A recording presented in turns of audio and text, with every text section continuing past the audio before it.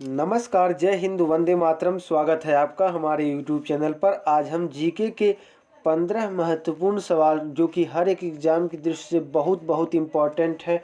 यदि आप किसी भी एग्ज़ाम की तैयारी कर रहे हैं तो आपके लिए ये क्वेश्चन बहुत ही इम्पॉर्टेंट है। तो वीडियो की शुरुआत करते हैं बिना किसी देरी के। 15 के 15 क्वेश्चन पिछले वर्ष के सभी एग्ज़ामों में पूछे गए हैं। तो पहला प्रश्न है, वियना सम्मेलन कब हुआ था? वियना सम्मेलन, वियना कहाँ है? वियना ऑस्ट्रिया की राजधानी है। कहाँ की राजधानी है? ऑस्ट्रिया। ऑस्ट्रेलिया की राजधानी नहीं, ऑस्ट्रिया। ऑस्ट्रिया की राजधानी है वियना। तो वियना सम्मेलन कब हुआ था? वियना सम्मेलन हुआ था 1815 में। कब हुआ था? 1815 ईस्वी में वियना सम्मेलन हुआ था। दूसरा प्रश्न देखते हैं। हमारा दूसरा प्रश्न क्या है, आइए देखते हैं।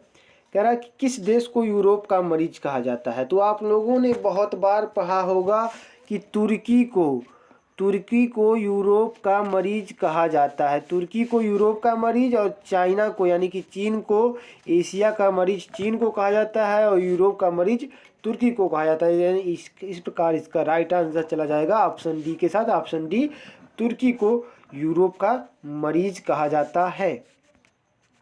अगला प्रश्न है,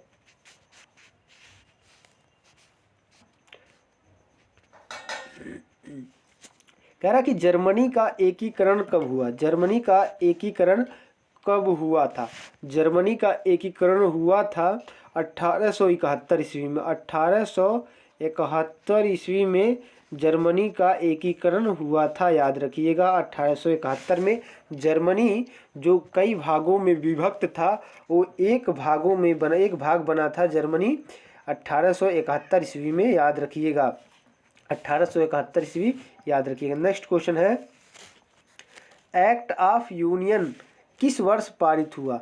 एक्ट ऑफ यूनियन जो है वो किस वर्ष पारित हुआ था?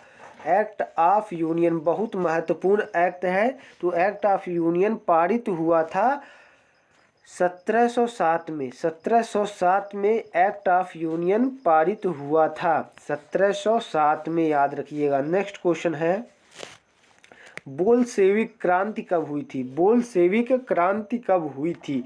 तो बोल्शेविक क्रांति जो हुई थी वो 1917 में हुई थी। 1917 में बोल्शेविक क्रांति हुई थी। याद रखिएगा, 1917 में बोल्शेविक क्रांति हुई थी।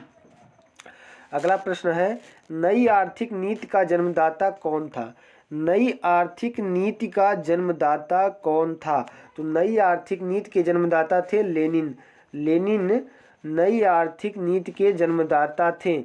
लेनिन बहुत ही महान पुरुष था जो नई आर्थिक नीति यानी कि एनईपी का जन्मदाता था। लेनिन को एनईपी का जन्मदाता कहा जाता है। New economical policy, new economical policy NEP का फुल फॉर्म होता है न्यू इकोनॉमिकल पॉलिसी। अगला प्रश्न है, अप्रैल थीसिस किसने तैयार किया था? अप्रैल थीसिस को किसने तैयार किया था? अप्रैल थीसिस को तैयार करने वाला था लेनिन। लेनिन ने अप्रैल थीसिस को ही तैयार किया था। नेक्स्ट प्रश्न है, लेनिन की नई आर्थिक नीति की घोषणा कब हुई थी? तो लेनिन की नई आर्थिक नीति की घोषणा जो हुई थी वो 1921 में हुई थी। 1921 में लेनिन ने नई आर्थिक नीति की घोषणा की यानी कि न्यू इकोनॉमिक पॉलिसी की घोषणा लेनिन ने 1921 ईस्वी में की थी। अगला प्रश्न है, लाल सेना का गठन किसने किया था? लाल सेना का गठन किसने किया था? लाल सेना का गठन किसने किया था? तो लाल सेना का गठन किया था ट्राटस्की ने। ट्राटस्की ने लाल सेना का गठन किया था।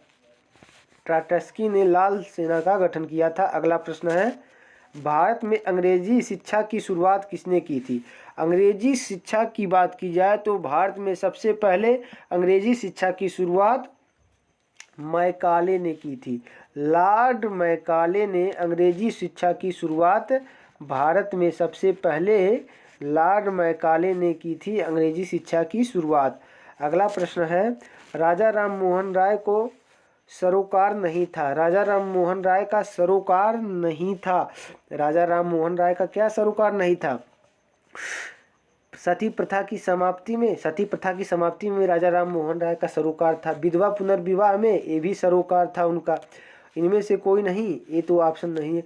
ऑप्शन सी, संस्कृत की शिक्षा में राजा राम मोहन राय का सरोकार नहीं था, यानी कि उनका संस्कृत की शिक्षा में विश्वास नहीं था।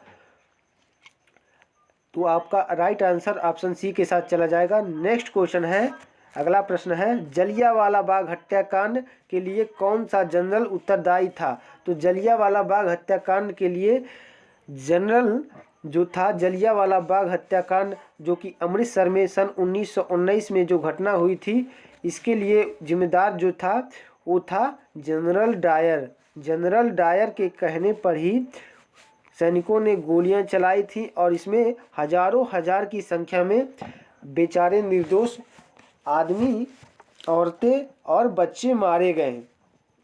अगला प्रश्न है, कह रहा कि प्रथम मैसूर युद्ध किनके बीच लड़ा गया था? तो प्रथम मैसूर युद्ध वो ब्रिटिश और हैदर अली के बीच लड़ा गया था। पहला और दूसरा मैसूर युद्ध ब्रिटिश और हैदर अली के बीच लड़ा गया, और तीसरा और चौथा यानी कि आखिरी मैसूर युद्ध ब्रिटिश और टीपू सुल्तान के मध्य लड़ा गया था। ये बात याद रखिएगा। नेक्स्ट क्वेश्चन है, सती प्रथा पर प्रतिबंध किसने लगाया था? तो सती प्रथा पर किसने प्रतिबंध लगाया था? सती प्रथा पर प्रतिबंध लगाने वाला governor general Lord William Bentinck था। लॉर्ड विलियम बेंटिक सती प्रथा पर प्रतिबंध लगाने वाला गवर्नर जनरल था। अगला प्रश्न है, किस वर्ष में म्यांमार भारत से अलग हुआ? म्यांमार भारत से कब अलग हुआ? म्यांमार भारत से वर्ष 1937 में अलग हुआ था। म्यांमार की राजधानी है बर्मा। म्यांमार की राजधानी है रंगून, जो उस समय राजधानी थी, वह भारत से 1937 में अलग हुआ था। उसके पहले बर्मा भारत का ही एक अंग था, याद रखिएगा। बर्मा में ही यानी कि रंगून की जेलों में ही जो कैदी होते थे उन्हें अंग्रेज लेकर जाते थे। तो याद रखिएगा, बर्मा 1937 तक भारत का ही अंग था। तो हमारा 15 प्रश्नों की यह श्रृंखला यहीं पर समाप्त हुई। उम्मीद करते हैं आपको बहुत अच्छा लगा होगा। तो वीडियो को अभी तक लाइक नहीं किया है तो प्लीज़ वीडियो को लाइक कीजिएगा, और चैनल को सब्सक्राइब नहीं किया है तो चैनल को जरूर सब्सक्राइब कीजिएगा। मिलते हैं नेक्स्ट वीडियो में, तब तक के लिए जय हिंद, जय भारत, वंदे मातरम।